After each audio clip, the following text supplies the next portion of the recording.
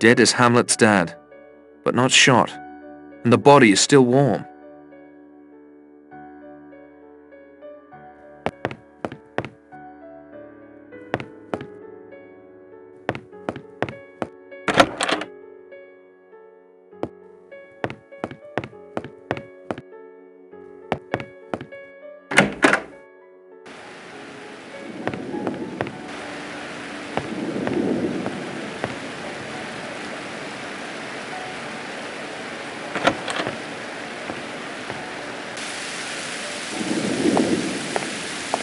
Blore. Looks like his head is caved in. What is it? I heard a cry. It's Blore. His head's been smashed in by a marble clock in the shape of a bear. Oh, but there was one on my... Wait there a moment.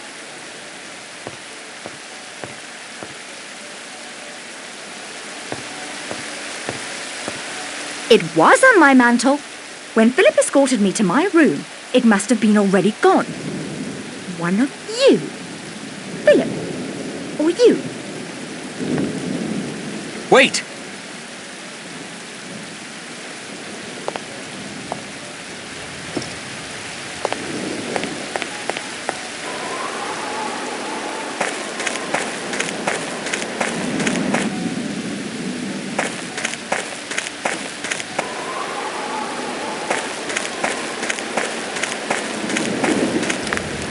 That's quite a signal fire.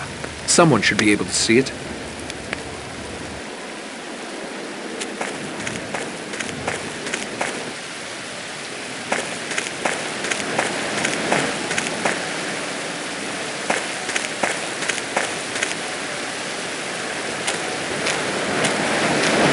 Dr. Armstrong, dead for hours.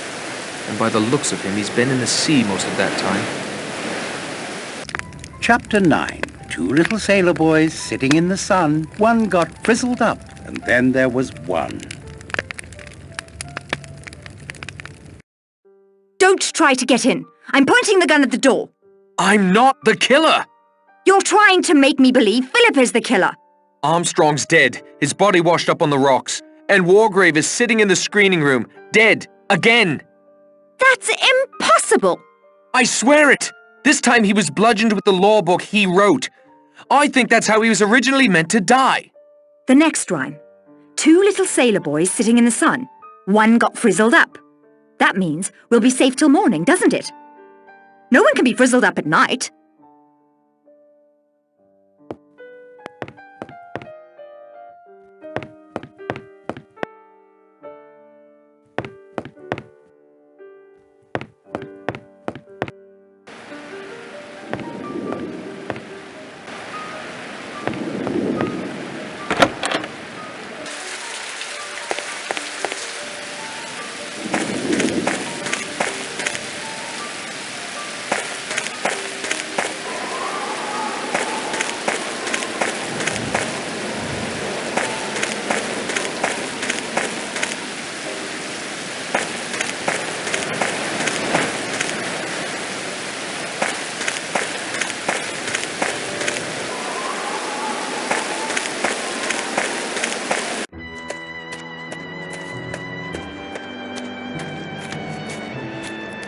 No tricks, Narracott, or I'll light you up like Guy Fawkes. Lombard, listen to me. Blore is dead. Armstrong's dead. So is Wargrave. You're next. You have to be. That may be your plan, but it won't work. There's no way Owen can approach you without being seen. Correct? As we're proving right now. So it must be some sort of trap. Already set before you came up here. What sort of trap? The rhyme. Two little sailor boys sitting in the sun. One got frizzled up. The only thing approaching the sun on this island right now is that fire. Get away from it.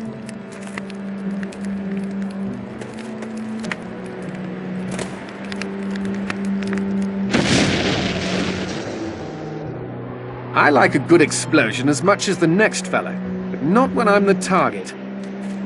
I owe you an apology, Narracott, and my thanks for saving my life. Believe me, I wasn't sure.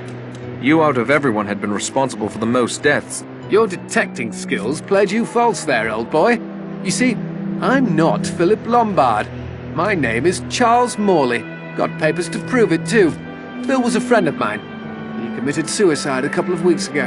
I was at his place when the solicitor Morris rang up. It sounded suspicious. I thought it might have something to do with Phil's death. I wanted to get to the bottom of it, so I came along in his place. Besides, 100 guineas is 100 guineas. So you're no murderer? I'll confess I've thought of murdering you more than once the past few days. Listen, Lombard. Morley. I need to ask you a terrific favor. You've earned the right. Can you play dead for a while? Stay out of sight. Vera must be the killer. The jury's still out as far as I'm concerned. But if Owen thinks you're out of the way, he may try for me. Or Vera, if she's innocent. Which is why I have to get back to the house. Say, old man, if you want to get into the house without making a racket, the window to my bathroom is open. I used it to get out on the balcony and, make sure Vera was safe. Uh-huh. Okay, thanks for the tip. Will you lie low? Come running if there's trouble. It'll be a pleasure to return the favor, old man. Chapter 10. One little sailor boy left all alone. He went and hanged himself, and then there were none. I hear a voice. No, voices. They're coming from upstairs.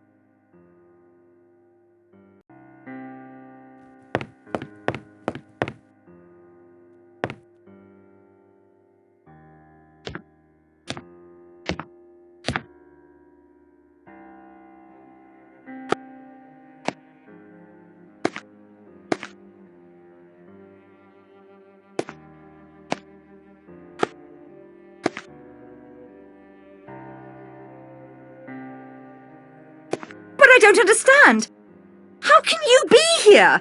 How could you get into my room so easily?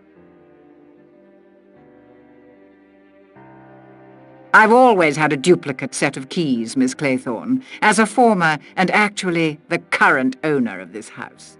You own this house? I have for several years. I saw to it that Emily Brent died 2 weeks ago. I took her place for the weekend. My finest performance, I think. Worthy of the Oscar the Academy always refused me. But the bee stings. Hurt like hell, and did nothing for my complexion. But Emily Brent was allergic, not me. It's my apiary, after all. Who are you? My name is Gabrielle Steele. You've seen my posters in the screening room. The actress. Some scandal in Hollywood. Scandal? Well, I guess if you call trying to kill your leading man a scandal, yes, it was. My final picture, Last of the Borgias, something happened. Lillian Borgia, the character I portrayed. One day on the set, suddenly she was inside my head. She wormed her way in. That's the only way I can think to explain it. Telling me to do things. Showing me how. They called it a breakdown. I now like to think of it as a meeting of two minds. But why this elaborate plot? Why kill all these people? Why? Wargrave, of course. He was absolutely right. He was the central character in our little drama. The Edward Seaton trial? Yes, Edward Seaton. My love. My life. We met some years ago when I first came to London to star in a play in the West End. Then, after the incident in Hollywood, I came back to England to rest. They wanted me to rest. Edward and I fell in love. I cannot describe to you the depth of our love. You wouldn't understand. I've seen how you flirted with Lombard and Narracott, playing them off against one another. Did I? I was frightened and confused. I suppose that's as good an explanation as any. I was never confused. Edward was an innocent man railroaded by that venomous old judge simply to prove a point. That it was his courtroom, his law. 3 days Edward suffered. He couldn't bear the shame or what it would do to me. He killed himself for me. I wanted Wargrave to suffer those 3 days, watching as death approached, powerless to prevent it. But why the rest of us? I met Miss Brent at a resort soon after I arrived in England. Hateful old hag. I think I caught her qualities quite nicely. I heard how she had punished Beatrice Taylor for her so-called sin. Drove her to take her own life, just as Wargrave had driven Edward to suicide. I wanted to extend Wargrave's torture for 3 excruciating days. What better way than to make him watch others die? Crimes committed under his very nose, deaths he was helpless to prevent. How his ego must have been scraped raw. You researched? Found us all? Others who had apparently escaped justice, like Miss Brent, with the help of my attorney, Archibald Morris. How could he agree to help with such a mad plan? Mad? Madmen kill for no reason, no sense of justice at all. I only killed those who deserved to die. And Morris was a perfect little lawyer, asking no questions as long as the money was good. He'd been responsible for a few miscarriages of justice on his own, so killing him was not a serious moral dilemma. Then the stage was set. We arrived on my island, and the play began. The trickiest part was goading Armstrong into getting so drunk he wouldn't notice the imperceptible pulse that remained after I took the curare. A few bee stings, and then a liberal application of Bellman's universal embrocation to complete the effect. It causes a nasty rash. He saw what he expected to see, a severe allergic reaction that can only result in death. You killed the judge twice. Hardly. The first time was some fool scheme he cooked up on his own with Armstrong, so he could pretend to be dead and catch Mr. Owen. I admit stealing Miss Brent's grey yarn and fashioning a wig from it was a nice touch. I was so angry. I couldn't think who had done it or why. I thought braining him with his own law book would be enough to fit the Chancery rhyme. If you shoot me, you'll be arrested. Patrick will catch you. I'll deal with Mr. Narracott presently. Then I'll take poison. This ring I wear is a prop. From the Borgia movie. Came in very handy this weekend. First for Marston, then Ethel, then my own curare. And now, here we are. Once I'm dead, you can hang yourself and complete the rhyme. And if I refuse to hang myself? My dear, what do you think will happen to you if you're the only person found alive on an island with 10 dead bodies? If you don't hang yourself, the law most certainly will. Patrick!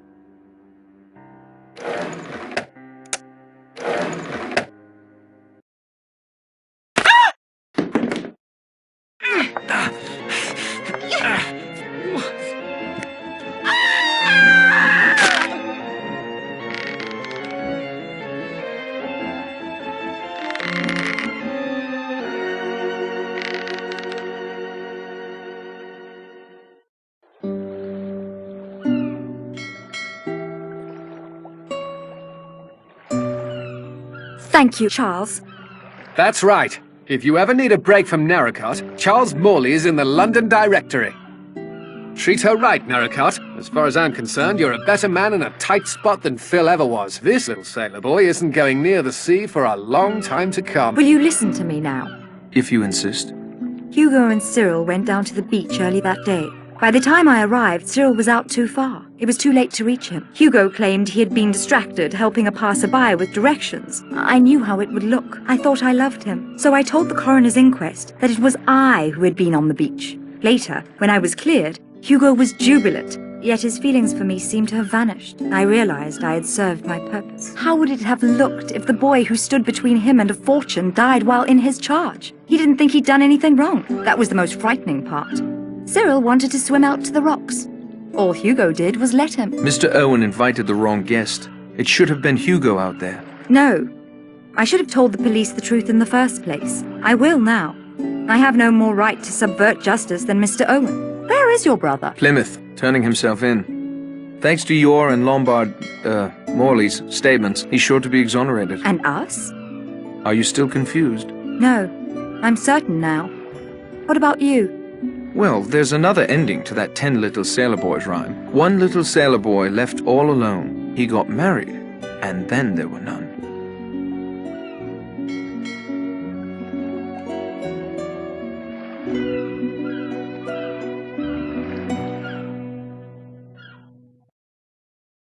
Silence, please. I have prepared a special reward for you. The original ending to our little story is somewhat different than the one you have just experienced. If you can complete a final puzzle, childishly simple really, you will be able to learn the original solution to "And Then There Were None," as Dame Agatha Christie first wrote it. Interested? Then your first step is to make your way to the dining room for a final treat.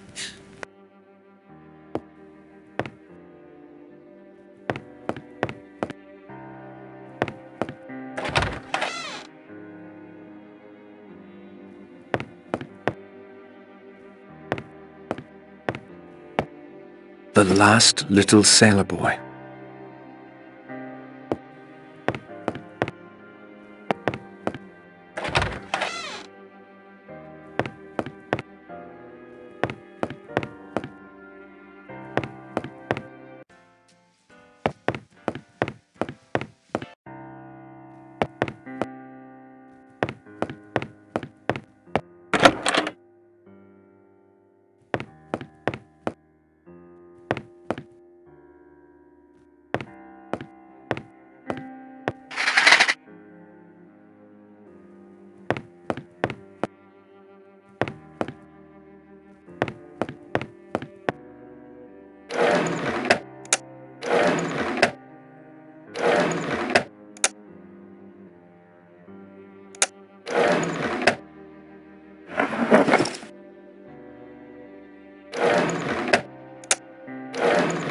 The film has been spooled. From my earliest youth, I realized that my nature was a mass of contradictions. I have an incurably romantic imagination, and it was for this reason that I adopted a rather childish and unreliable approach, writing my confession, enclosing it in a bottle, and casting it into the waves. There is 100 to 1 chance that this confession may be found, and then a hitherto unsolved murder mystery will be explained. Another trait born of my contradictory nature is my sadistic delight in causing death. From an early age, I knew very strongly the lust to kill. And yet, I was also indoctrinated with a strong sense of justice. I have always felt that the innocent should be spared and the guilty punished. With this mental makeup, it was inevitable that I would adopt the law as my profession. After ascending to the bench, I found that most of my baser desires were quenched in a legal and just way. And yet of late, I have felt a nagging urge, one that will not free me from its insistent grip. That is the urge to commit a murder myself. I fancied myself an artist in crime, and my imagination waxed secretly to this colossal force. However, I was restrained by my innate sense of justice. The innocent must not suffer. And then, quite suddenly, the solution came to me. I would punish those that the law could not touch. In my years on the bench, there were many cases that frustrated my will, cases wherein I knew the accused to be guilty, and yet the evidence was such that he could never be convicted. Cases of deliberate murder that were quite untouchable within the confines of the law. So I determined to commit not just one murder, but murder on a grand scale. A childish rhyme of my infancy came back to me, the rhyme of the 10 little sailor boys. Something about it fascinated me, the inexorable diminishment, the sense of inevitability. And so I began, secretly, to collect victims. I will not go into detail about how this was accomplished. Suffice to say, I was convinced of the guilt of every one of my victims, and I knew enough about them via my connections to be able to lure each one to Shipwreck Island with an appropriate bait. And now to the mechanics of the actual crime. In what I took as a sign, none of my plans misfired, and all of my guests arrived at Shipwreck Island on the 8th of August. The party included myself. The order of the deaths were dictated by what I viewed as my victims' varying degrees of guilt. Those whose guilt was lightest should go first, and not suffer the increasing mental strain and fear reserved for the more cold-blooded offenders. The first death had already occurred. Archibald Morris, a shady little dope peddler, had set up the details for me, renting the island, sending the letters, and recording the gramophone record before I ended his life with a dose of potassium cyanide. Anthony Marsden and Mrs. Rogers died next, one instantaneously, the other in a peaceful sleep. Marsden's crime was one of circumstance, and his amoral nature. Mrs. Rogers, I had no doubt, acted largely under the influence of her husband. Their murders were the easiest. Poison easily slipped into a glass for each of them, as at this point no one had any reason to be suspicious. General Mackenzie met his death quite painlessly and never heard me approach. I am convinced that he was dead long before he ever came to Shipwreck Island. At this point, I found it necessary to recruit an ally. Dr. Armstrong seemed the most suited to this task, as it was inconceivable to him that a man of my standing could be a murderer. He was taken in with no resistance. I killed Rogers on the morning of the 10th. He, too, did not hear me approach. During the chaos arising from finding his body, I slipped into Lombard's room and abstracted his revolver. At breakfast, I slipped my last dose of poison into Miss Brent's coffee. It was enough to render her unconscious, and I returned a short time later to inject a strong dose of cyanide into her. It was just after this that I intimated to Armstrong that we must carry our plan into effect, that I must appear to be the next victim. This would, perhaps, rattle the murderer, and at any rate would allow me to move about the house and spy on whom I wished. A gunshot and some red mud on the forehead was all it took. After all, it was only Armstrong who examined me closely. After returning the revolver to Lombard's room, I had a rendezvous set up with Armstrong on the edge of a cliff. He was still quite unsuspicious, although he ought to have been warned by the nursery rhyme, "A red herring swallowed one." Once at the cliff, I uttered an exclamation, leaned over the cliff. Wasn't that the mouth of a cave? He leaned right over. A swift push sent him quickly into the heaving sea below. He took the red herring, all right. And now came the moment I had anticipated. 3 people who were so frightened of each other that anything might happen. And one of them had a revolver. I watched them from the windows of the house. When Blore came up alone, I had the big marble clock poised ready. Exit Blore. From my window, I saw Vera shoot Lombard. I always thought she was a match for him and more. I then immediately set the stage in her bedroom. It was an interesting experiment. Would the knowledge of her own guilt, the hypnotic suggestion of her surroundings, and the nervous tension of having just shot a man be enough to coerce her into taking her own life? It was. Vera Claythorne hanged herself before my very eyes as I stood in the shadow of the wardrobe. And now I shall finish writing this.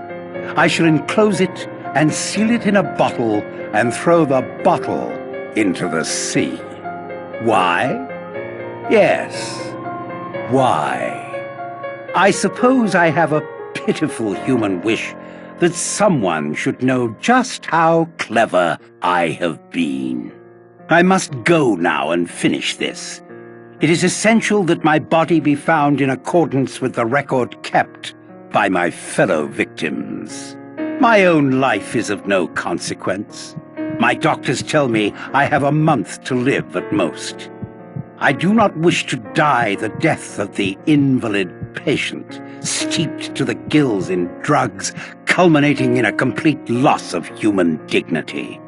I will instead be found laid neatly in my bed, shot through the forehead. When the sea goes down, there will come from the mainland boats and men, and they will find 10 dead bodies and an unsolved problem on Shipwreck Island. Signed, Lawrence Wargrave.